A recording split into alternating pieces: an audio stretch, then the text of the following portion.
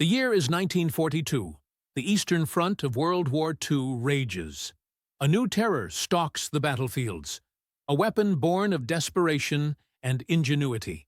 The SDKFZ-135 Marder wine. This isn't a tank, not in the traditional sense.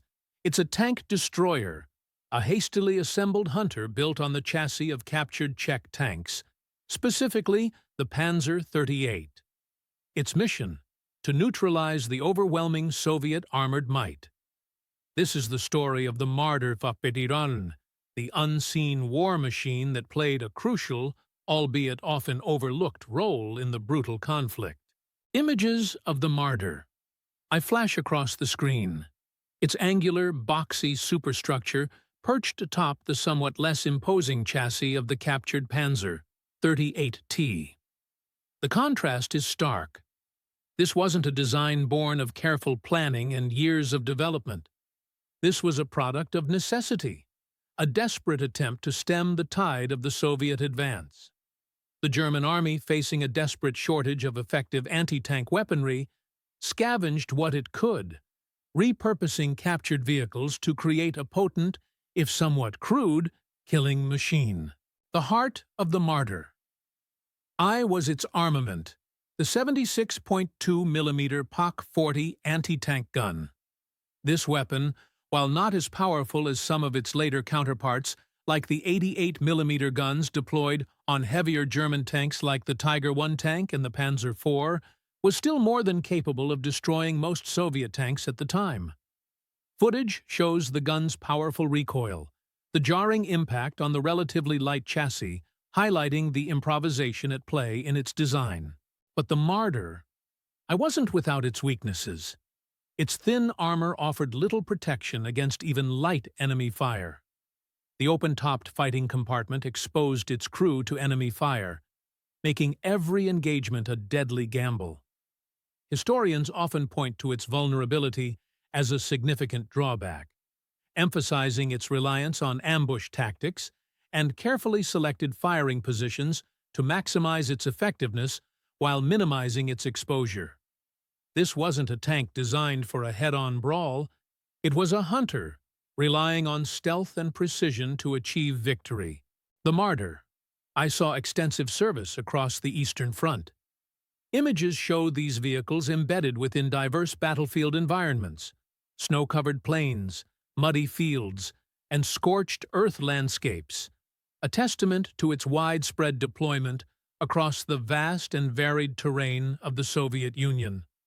The fighting was brutal, attrition warfare on an epic scale, and the Marder Y, despite its shortcomings, played a vital role in this desperate struggle. We see archival footage, grainy and black and white, depicting Marder Y units in action. We see glimpses of its deployment during various battles, though often overshadowed by the more famous engagements involving heavier armored units. Yet, its contribution was undeniable. It was a critical part of Germany's anti-tank defense, particularly in the crucial early stages of the war on the Eastern Front, where its numbers compensated for its limitations. The production process of the Marder. I was itself a testament to the German war machine's adaptability. Photographs show the assembly lines, a chaotic yet efficient system built on improvisation and resourcefulness. The conversion of existing chassis, the fitting of captured guns, it was a testament to the necessity driving this creation, the sheer determination to equip its forces with whatever means possible. The speed at which these machines were produced is, in itself, a remarkable feat of wartime engineering. Despite its effectiveness, the Marder I was ultimately a temporary solution. As the war progressed, its limitations became increasingly apparent. The emergence of more heavily armored Soviet tanks rendered it vulnerable, highlighting the need for more advanced, robust tank destroyers. The Marder I's design, born of urgent necessity, was ultimately surpassed by technological advancements. Yet its legacy remains, a symbol of ingenuity and desperation, born in the heart of a brutal conflict. Its story extends beyond its technical specifications. It represents the human cost of war. Each Marder I was crewed by men, often young and inexperienced, thrust into the maelstrom of battle with a machine that offered little in the way of protection. We see images of crew members, their faces grim, a silent testament to the pressures of war, their experiences often unrecorded, lost to the relentless march of history. The Marder. I ultimately became a symbol of the improvisational nature of German warfare, an example of necessity breeding ingenuity during a critical period of World War II.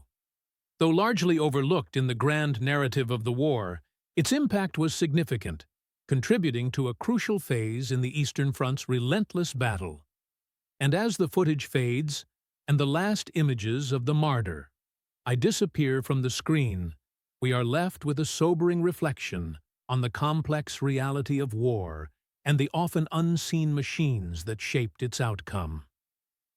The SDKFZ-135 Marder, Rumpf, a testament to ingenuity, desperation, and the brutal reality of World War II.